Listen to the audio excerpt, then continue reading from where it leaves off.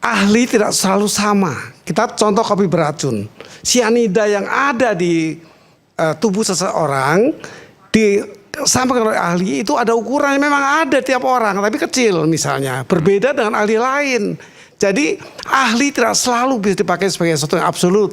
Tentu perbedaan keahlian, karena itu ada di pikiran orang, bukan di perbuatan. Dan itu tidak bisa membentuk keyakinan hakim, mana asli, mana tidak. Mana itu pembunuhan untuk Mirna ya misalnya. Tadi saya mana katakan tidak. itu di hakim. Hakim mempunyai legal yang konkreto. Itu hakim memang, tapi jangan sebut ahli, hakim. Kalau ahli tidak ada keterkaitan. Atas pendapat ahli kan? Pendapat ahli yang diyakini oleh hakim, makanya menjadi keyakinan hakim.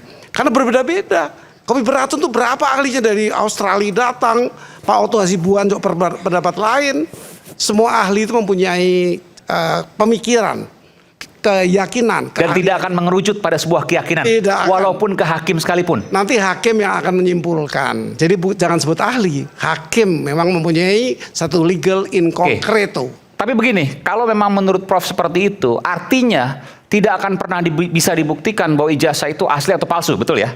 Di dalam sidang itu? Di sidang pidana tidak bisa, kecuali di PT UN. Tadi juga saya tidak sependapat kalau prosedur di pidana penerbitan. Ini, saya pidana ya? Nggak akan bisa kan? Nggak akan ketemu. Artinya, delik fitnah itu yang kemudian didakwakan tidak akan pernah bisa dikabulkan dong oleh hakim, karena nggak tahu mana yang asli, mana yang palsu. Eksepsi terhadap dakwaan pencemaran baik, fitnah itu sudah dipatahkan, sudah ditolak, dikembalikan ke jaksa. Artinya tidak diproses lagi. Dan diperbaiki. Tidak suruh diperbaiki. Kalau ada orang mau memperbaiki, cari hukum acaranya sebagai legal in abstracto, coba diajukan lagi. Jadi ini akan betul apa yang disampaikan oleh Bung Ferdinand nanti. Ya. Ini fitnahnya tidak akan terbukti ke depan. Dikembalikan. Anti klimaks. Anti klimaks. Ya. Anti klimaks. Anti klimaks. Sekali lagi saya tanya Prof Gayus. Prof Gayus selama menjadi hakim agung. Dan dikembalikan untuk tidak diamanatkan, diulang, diperbaiki, tidak. Hakim hanya mengembalikan, tidak lebih lanjut. Tidak ada pembuktian lagi. Fitnahnya tidak terbukti, ijazahnya juga tidak akan terbukti. Memang belum tahap pembuktian, tapi hakim berkeyakinan ini diterima eksepsinya, kemudian yang didalilkan bahwa ini asli UGM itu legalitas, bukan legitimasi. Legitimasi kembali Dr. Tifa melakukan penelitian, itu legitimasi publik yang mengimbangi dengan apa yang menjadi legalitas. Nah, ini diskusinya menarik. Setahun lebih kita diskusi soal ijazah, tapi baru malam ini baru malam ini kemudian terbuka bahwa hasil sidang nanti bahasanya apa? Kecil kemungkinan, besar kemungkinan? Zong mas, zong. Potensinya zong. Oke, kenapa? Karena ijazah asli atau palsu itu tidak akan pernah bisa dibuktikan di sidang pengadilan secara material. Lalu bagaimana membuktikan fitnahnya kalau dokumennya sendiri tidak bisa dibuktikan? Itu yang saya artikan akan kesulitan karena tidak ada yang palsu, yang asli, yang mana dilakukan membuat fitnah atau memakai, menggunakan. Oke. Itu persoalannya. Bung Sugeng? Iya. Jadi nih. Jadi kalau mudah-mudahan gimana nih? Jadi, saya lihat ini kasus tetap akan masuk ke pengadilan, ya. Dan ini adalah kasus pidana. Karena prosesnya dalam sistem peradilan pidana terpadu sudah jelas, mulai dari polisi, jaksa ke pengadilan. Ini bukan yurisdiksi peradilan lain, ini pidana.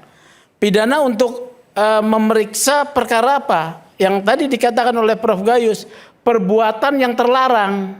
Oke. Perbuatan yang terlarang. Dalam hal ini adalah yang bisa dikenakan sanksi pidana. Fitnah, pencemaran nama baik. Pencemaran nama baik, ya. Kalau kemarin ada putusan sela, itu bagian daripada hak yang diberikan oleh hukum dan juga menguji yang namanya profesionalisme dari penegak hukum untuk dia profesional dan cermat, ya. Jadi memang ada kemenangan dari Dr. Tifa karena kelalaian ini. Kelalaian dari jaksa. Makanya ketika diajukan lagi saya tidak tahu jaksanya diganti atau tidak, ya. Karena itu penting, nanti kita lihat ya, kita cermati itu. Ini pertanyaan gini, kalau diganti kenapa, kalau tidak diganti kenapa? Kalau saya jaksa pengawasnya, saya akan ganti. Nggak ganti? Oh ganti, oke. Ya, karena ini adalah kesalahan elementer yang sangat mendasar, ya. Dua rezim hukum yang berbeda dijadikan satu. KUHP baru dengan lama. Iya, ini kesalahan yang elementer nih. Begitu ya, apalagi ada asas-asas hukum bahwa yang berlaku itu adalah aturan yang baru misalnya. Atau memilih apa yang ringan, lebih ringan, ya. Itu urusan kejaksaan lah, ya. Tapi dia harus konsisten. Karena dalam konsistensi hukum ada pemenuhan tujuan hukum, yaitu kepastian. Gitu ya. Maka pengadilan ini adalah sarana untuk memastikan beberapa prinsip. Satu, kepastian hukum bahwa perbuatan tersebut bisa dipidana atau tidak, merugikan orang atau tidak, ya. Belum bilang salah atau benar nih, ya. Kedua, keadilan. Keadilan buat siapa? Korban yang merasa korban atau keadilan buat terdakwa? Enggak tunggal. Oleh karena itu perlu putusan. Kemanfaatannya apa? Supaya tidak ada main hakim sendiri. Semua harus selesaikan melalui pengadilan. Oke ya, yang ketiga. Ini adalah game. KUHP itu juga mengatur game permainan pertandingan antara terdakwa dengan korban yang diwakili oleh negara. Apakah benar negara itu telah melakukan proses yang profesional? Ya, sampai saat ini. Ternyata ada kesalahan elementer dibatalkan. Selanjutnya keempat, perkara ini akan masuk, ya. Coba lihat dakwaannya. Dakwaan di dalam dakwaan jaksa yang menjadi dasar pemeriksaan satu perkara pidana di pengadilan tidak ada dalam petitumnya, tuntutannya itu menyatakan ijazah asli atau palsu, tetapi menyatakan bahwa terdakwa terbukti melakukan tindak pidana, makanya diperiksa, ya, tindak pidana pencemaran atau fitnah, apalah, menghukum terdakwa, kan begitu bunyinya. Tapi itu kan baru tuntutan, ya. Mengapa kemudian ini memeriksa soal ijazah palsu atau tidak? Karena korban merasa dituduh, ya, dituduh oleh terdakwa, ya, bahwa ijazahnya palsu. Maka untuk memulihkan kehormatannya dia melapor. Oleh karena itu perkara ini menjadi perdebatan palsu atau tidak sebagai materi muatan, sebagai instrumen yang digunakan untuk melakukan kejahatan. Tuduhan itu, ya, kan ada instrumennya, alat tuh. Ya, ini penelitian kami, ini instrumennya. Mengapa menjadi tebal berkas perkaranya? Karena KUHP sebagai satu instrumen hukum acara memberikan ruang penghormatan hak asasi manusia kepada pihak yang dilaporkan. Untuk apa? Dia juga berhak mengajukan pembelaan diri, mengajukan saksi yang meringankan, ahli segala macam. Maka berkasnya jadi tebal. Sementara polisi dan jaksa, ya polisi lah ya yang membuat berkas itu kan tebal polisi.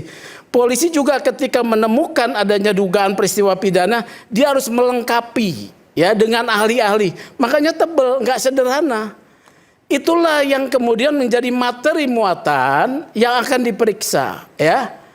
Nanti kalau palsu atau tidak tetap dalam putusannya hanya dua. Menyatakan terdakwa terbukti atau menyatakan tidak terbukti. Bukan, ini kan fitnah ya. Iya. Fitnah itu terkait dengan informasi yang bohong. Iya. Bagaimana mungkin hakim bisa menyatakan bahwa ini terbukti fitnah atau tidak, sementara ijazahnya tidak tahu apakah asli atau tidak. Nah, itu logika sederhana. Yang materi muatannya, ya. Materi muatan yang diperiksa oleh polisi menghadirkan ahli-ahli. Dari Bu Tifa juga menghadirkan ahli-ahli, ya. Ini jadi pertarungan men-challenge namanya intelektualitas, ya, men-challenge intelektualitas. Tapi ingat, ya, nanti pertimbangannya hakim. Ini saya udah mau bilang nih, hakim hanya akan menyatakan menolak pembelaan dari terdakwa, ya, alat bukti ini karena hakim yakin, misalnya untuk menghukum nih, cukup mengatakan yakin bahwa ijazah tersebut adalah palsu berdasarkan keterangan saksi ahli ini, kemudian Universitas Gajah Mada. Bentar. memberikan hukuman kepada terdakwa. Menyatakan dulu dong. Menyatakan. Bahwa ya, yang kan unsur-unsurnya ada ya. Ya. Perbuatan itu adalah fitnah, pencemaran nama baik karena merendahkan martabat. Ya, terkait tuduhan ijazahnya palsu.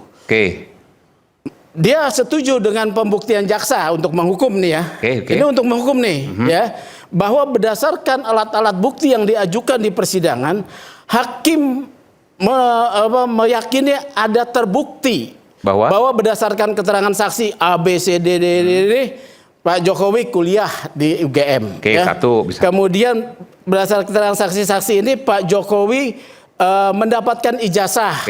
Dua. Berdasarkan hasil pemeriksaan laboratorium kriminal, ijazah tersebut identik dengan bahasa begitu ya. Bagaimana pembelaan ini kan ada dan juga. Disebutkan nanti bahwa ijazahnya asli. Iya. Oleh putusan hakim. Iya. Harus itu. Identik berdasarkan hasil lab. Identik berdasarkan hasil lab. Ya, lab. Nggak bisa. Ya. Jadi ini identik enggak? Ini pendapat saya dulu ya. Identik ya. Kemudian itu akan sampai pada argumentasi bahwa Pak Jokowi memiliki ijazah. Ya. Jadi Sehingga identik maka Pak Jokowi memiliki ijazah. Ya. Sehingga tuduhan bahwa Pak Jokowi ijazah palsu tidak terbukti. Ya. Tidak terbukti. Karena pembelaan ini kan ada ahli-ahli juga. Hakim gampang memutuskannya. Bahwa hakim berpendapat merujuk kepada pendapat hakim di atas, maka pembelaan terdakwa ditolak. Mudah kok. Nah kalau mau membebaskan, Bentar. Ini dulu. Jadi ketika dinyatakan sebagai ijazahnya identik, maka Pak Jokowi punya ijazah tersebut, maka betul terbukti bahwa ada fitnah terhadap Pak Jokowi, kan gitu ya? Iya. Ini tiga logika nih, tiga hermeneutics mencari kebenaran nih. Identik, maka ada, maka terbukti melakukan fitnah.